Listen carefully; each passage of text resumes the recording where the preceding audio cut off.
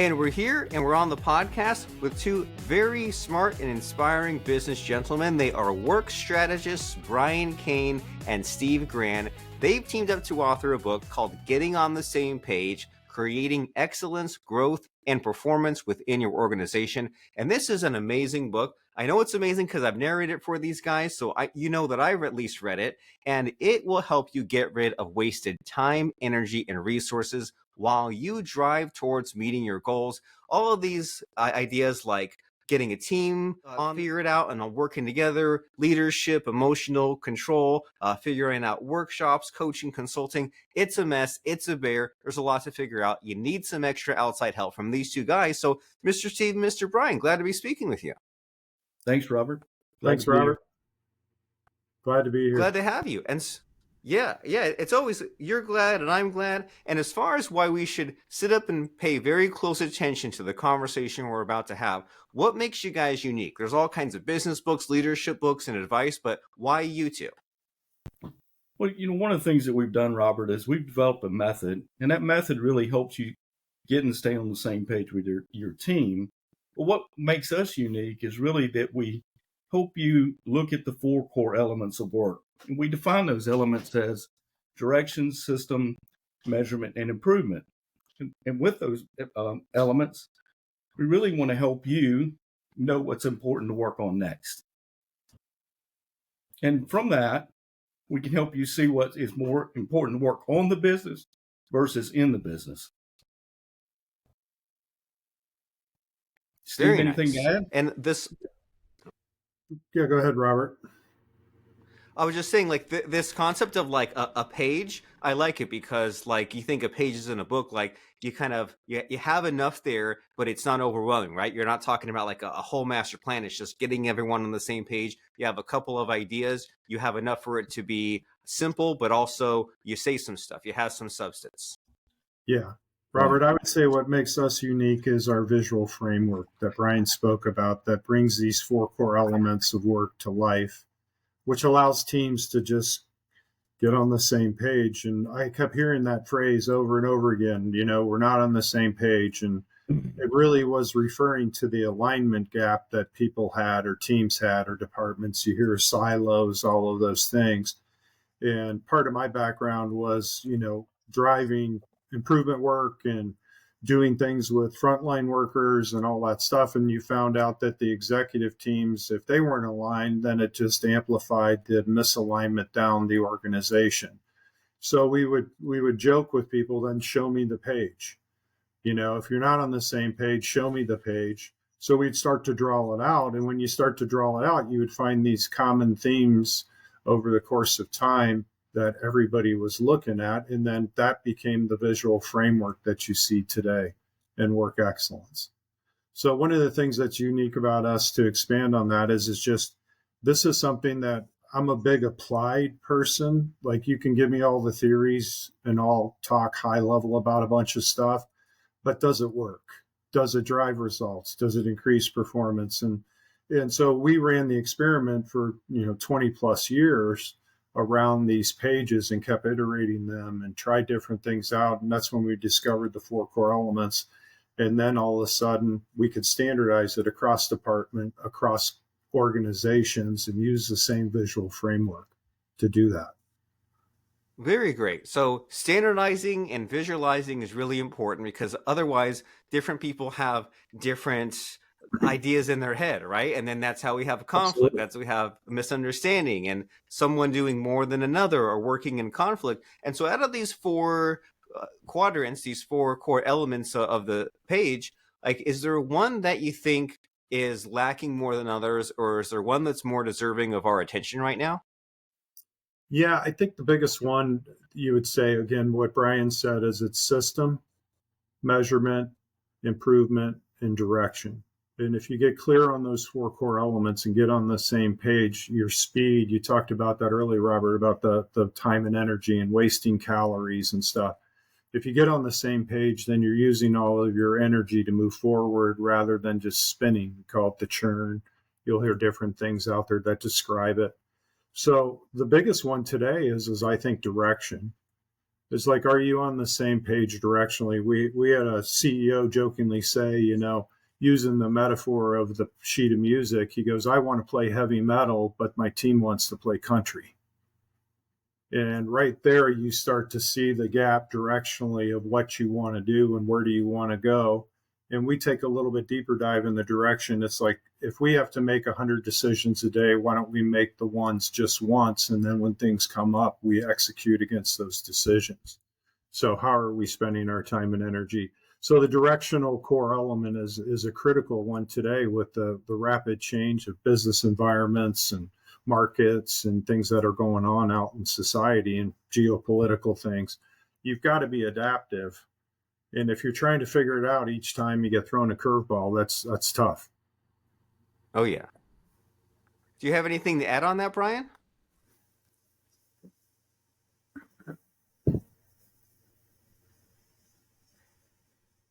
You might be on mute. Uh-oh. Brian's muted. I think one of the things we see, Robert, is when organizations are not aligned directionally, then their systems are not aligned as well, because they are tied together. The direction kind of sets the system, and then that helps set the tone for the measurement as well. What are we measuring to tell us the health of the work?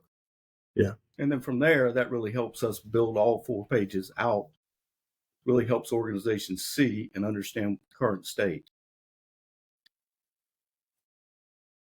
Yeah, Robert. And I think the idea, the analogy in the Getting on the Same Page book is, if you think about music and we talk about that, when that visual structure was finally documented and people started to use it, then music became accessible to anybody, right? Before that, it was, you had to sit down with somebody, you had to practice, and you didn't really know. But now if you could read music and you knew the grid, then you could play the music. And the same analogy applies to business. If you go across departments, everybody visually displays information in different ways, right? Marketing may use PowerPoint, or somebody use data. And the problem is we're always missing each other, and we're burning those calories and wasting that time and energy. And if we had the sheet of music, maybe we could, instead of sounding like a 7th grade, band, no offense to the 7th grade bands out there, but, if we're striving to be the Boston Philharmonic, how does it really sound? How does it look? How does it feel? And people talk about this stuff every day, but they don't have a common visual framework to work from that they can share information rapidly. And that whole idea of like a page of music, a sheet of music, I think that's great, because like music is one of the most, like artsy, abstract things out there. You think like, how the heck do I take this thing that it can be anything and there's so much to it, and like reduce it to something that's more mathematical, technical, precise, and you deal with like the measurement and the time and the notes and the duration. And then what's also great about the kind of the orchestra metaphor that you have in that book is that people, like, they all play a different part, but everyone's on like page 5 at the same time, and people do different things, but you're like, hey, we're on page 5. And then like you actually do give me flashbacks to that 7th grade band practice where we'd kind of play a piece all the way through, and just as a dry run, and they'd be like, hey, we really need to focus on page number 2 here, or on measure number 8, and we need to like kind of work on this like a lot, and here's the difficult part. And so I like what you're saying here about there are decisions to be made, and let's make the decision once. That way we're being consistent, right? And we're not just kind of making the same decision again, or like changing our mind every time. And so when you bring these teams together and they figure out these visuals, and they figure out like getting everyone to agree, like, is there a particular area where you find that there were surprises, where once you planned out, you said, whoa, like we're a lot more off course than we thought, we need to get back on track? Anything come to mind as far as like a big problem or low-hanging fruit that you see? Yeah, I can just go into the other core element around work measurement. Most people say, hey, we're good on measures. The business has got the data. We're good. And then you talk to the CEO and, we're not good. And then you dive in with a team around that. and you find out that they're not hitting targets, and the way they define their measures and the way how they look at them, there's so much variation there that there's no alignment. So we spend all this time. What do you mean that's the result? Well, what's that? What do you mean? I don't know. All those types of things start to pop up in conversations instead of just knowing and spending all your energy going to, your next desired state, your next future state. So we had one client, sales leader, actually an international guy who was now working with a company in the States. And as you go through it, the way he defined things was completely different than the way the team, because he's British, and then, he's in an American company. So the way he even just spoke about different measures was a learning curve for both parties. And then you go into, when you start to go deeper into that, you find out that the way people define measures, where the source of data is, bias, all of that stuff starts to pop up. When previously they said we were good, and then all of a sudden you find out as you go through some of this work and going through the core element, they're really not good and they have a lot of work to do. And I think an important part of that too is just setting a target. So many times people don't have a target. They track a lot of things, but they don't have a goal. So without the goal in mind, how do they know whether they're good or bad, ahead or behind, or whether the information is either normal or abnormal? Mm-hmm. And if we can all agree upon a goal, that's step one to getting on the same page.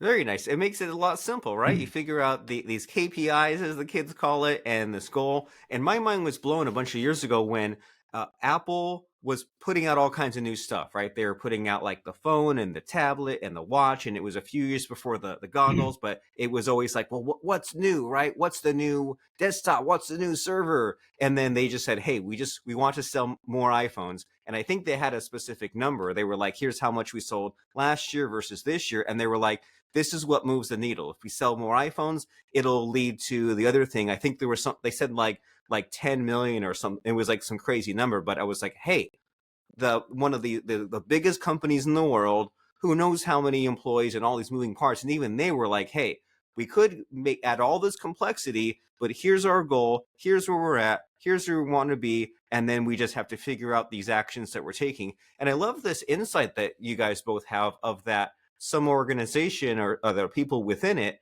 they might think, oh, we don't need to focus on that. We don't have a problem. And then when you guys come in, you say, hey, you were actually ignoring this and you thought you had this handled, and you had to go through some of this difficult work to figure out, well, how do we measure this? What does success look like? And help us really grasp this. Like when you talk to an organization, does anything come to mind about like what these goals metrics look like? Does anyone say like, turnaround time, X number of units? Like what sort of metrics keep popping up as far as what people should be measuring? Yeah, it's a great question, Robert, because we can do lots of things, right? You can measure lots of things. You got all these work is changing rapidly. So as you work these 4 core elements and you build out the page, what you start to see is what's critical to measure, what's critical to focus on. How are you doing against, as Brian described, those targets? And you actually start to see things in a different way, or maybe a higher level way. And you're like, well, this doesn't match up, that doesn't match up. And then you can start to say, what are our choices? We talk about the work continuum a little bit in the book: conceptual work, strategic, tactical, and execution. Well, resources aren't infinite in an organization. And how many concepts are you entertaining? And what are your choices? We call strategic work choices, which is just the big choices. And then are you building clear paths forward, and are people executing? And you got all of these things going on with people. You've got to have some foundation to go off of, which is really those 4 core elements. And once you bring visibility, you start to separate all the noise and all the things that aren't important right now that the team can focus on. And then you start to build momentum. Brian talks a lot about the flywheel, lots of examples, Jim Collins's book and all that. When a team starts to get that momentum and starts to use their calories driving to things and gain that success, the dynamic in the culture starts to change too as well. So it's it's a process for an organization or an organism to go through in order to hit those levels of performance. And I think part of that too is that the work system provides measurement. The work that you do, how you do the work. You talk about the structure, order, flow of the work in the work system, but part of it is how do you measure that? And so each one of the phases of work has measurement, and that helps you guide what are those critical few measures to tell you the health of that work. Yep. And whether that be, at the highest level of the organization, maybe operational, maybe it's financial. A lot of people measure top line sales and bottom line income or EBITDA, but then you really have to make a choice on what's important to tell you the health of the work. That's right. And usually there's 3 or 4 measures that really help us tell that. Robert, if I could give you a story. So we've worked with this team for a couple of years. Last year, they really leaned into work excellence method. We built visibility to their work around the 4 core elements. They have 6 measures for 2025 on their work measurement page. And all 6 measures are either trending to target or already over target. And Nice. The focus on those 6 measures has driven really, really great results out of the gates in 2025. And when you sit there and observe the team now and their conversations and how the alignment's there, so now it's just a matter of choices and those types of things. So they don't grind much, and they're really getting into a great rhythm where they're building that momentum, and the culture in the team, the leadership in the team is growing.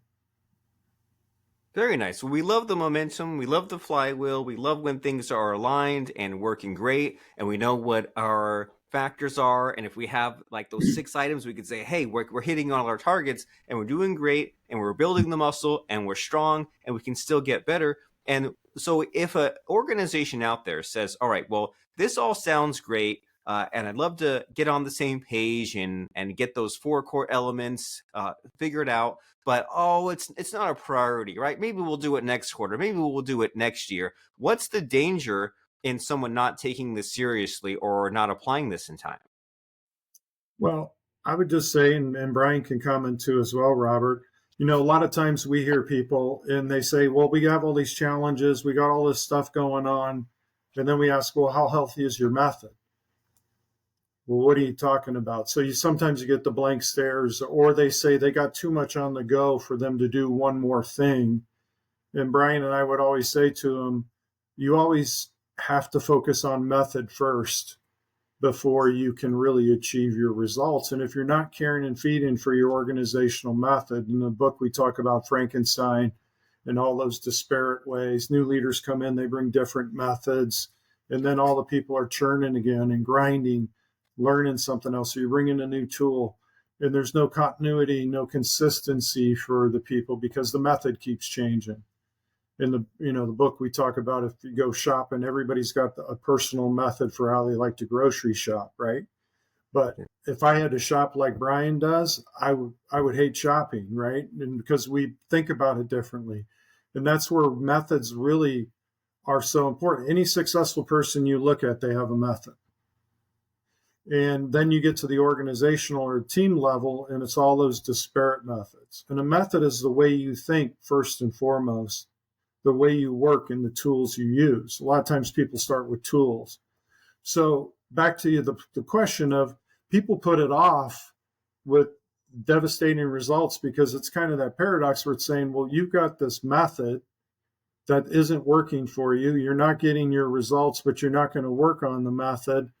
You could get more done if you would slow down, work on your method. You could actually achieve your results faster, but it's not another thing to do. It's just the way you need to work, which is always caring. It's like the 7th grade band. If they're not practicing, they're not getting together. You just can't throw them together on a Saturday evening and do a concert. There's a method to building that capability and that skill set. That makes sense? It does. And especially that there's personal practice and group practice, right? Like you're again, back to the flashback of the 7th grade band. When I put in an hour a day every afternoon, it was I hated it, but it was necessary to put in that discipline. And then when I got better, I hated it less. And then I took it for granted and I stopped practicing, and then I wasn't as good. And then same thing with the group is it's so monotonous, but there's no other alternative, right? We have to do the work. And then once we break through and once it's kind of we get a good flow, well then it's fun again. But it's just like there's so many things in life where you forget when you're in the middle of it, when you say, we've been kind of chugging along for so long, we've been doing the Frankenstein stuff, there's been all this conflict, and we know there's a bridge to cross, and oh man, it's so difficult, but it's like, hey, you do the work, you get to the other side, and there's such a reward to get there. And so I want to make sure that we include Mr. Brian in this kind of conversation about like what happens if we don't do it. So have you seen anything, Mr. Brian, especially story-wise, of like if a company like starts this but doesn't follow through? I mean, what can you say to make sure we take this seriously? Yeah, I think there's a couple things there, Robert. I think, as an example, we had a client that we started working with, it's been 10 or 12 years ago. And they started using the method, but they just used it at the highest level of the organization. And time went by, they got a new president in place, the old president left. And he called us and he said, hey, we're missing something here, right? And so as they started to bring us into the organization and really bring the method into the organization, we trained 35 leaders in the organization.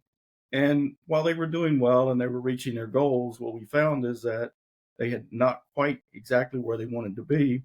And by doing that, bringing it into the entire organization, they've reached their goals, exceeded their goals in the last 5 years. So it's pretty amazing. If you just do it a little bit, it's one thing, but how do you take it through the entire organization as a whole? And one of the things that we see is that, some leaders, if you're having to learn every method, as Steve talked about, for every leader, how do you learn to interact with each other? It's very difficult. I don't want to shop the way Steve shops. He doesn't want to shop the way I shop. But if we can come together and find a common way to shop, we're going to be much better off as an organization. Oh yeah, you go get the milk and I'll go get the bread, and we'll meet back after we perform our tasks, and that way it gets done. But then the time and the work is optimized.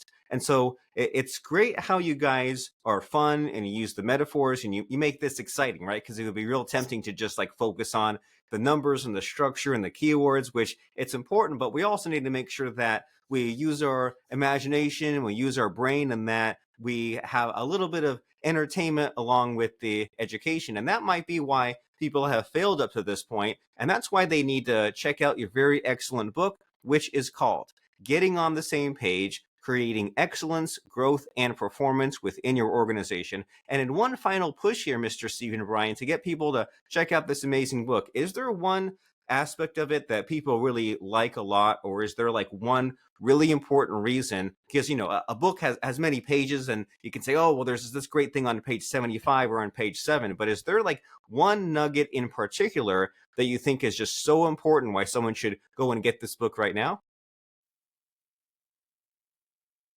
Yeah, I would say, Robert, if you're not being on the same page has a feeling. It doesn't feel real good.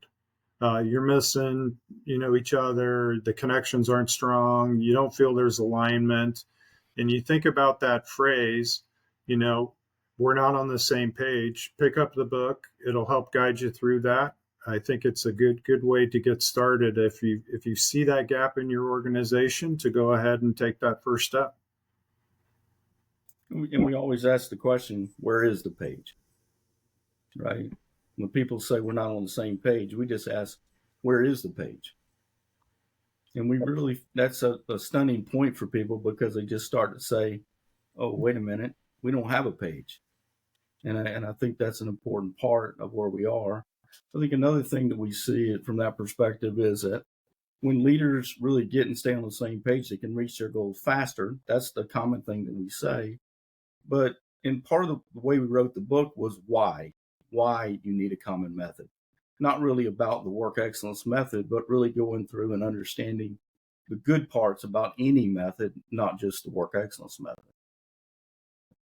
Very nice. And you're bringing up an important little bit of subtext there, is that we all get caught in these cliches, these phrases, right? And people just use it as a way to just kind of push something off. And they use like you ask me this question, my answer is the phrase, this metaphor, and then okay, I'm off to the next thing, and like getting on the same page. Oh, we're not on the same page. Okay, well then what, right? Where is the page? Is it a blank page? Who has it? Can we start writing on it and start making some progress? It's kind of like that phrase, well, I'm leaving money on the table. Well, where is the table? Can you pick it up? Can you move it somewhere else? Can you see what's on it? Like, don't just use it as a cop out. So it's great how you have these meanings, these metaphors that actually mean something, and then we can say, all right, let's get everyone on the same page and work on those four core components and start to make some progress. And so if people are enthusiastic and excited about the possibilities of doing things differently, about maybe being a little more focused and organized, that way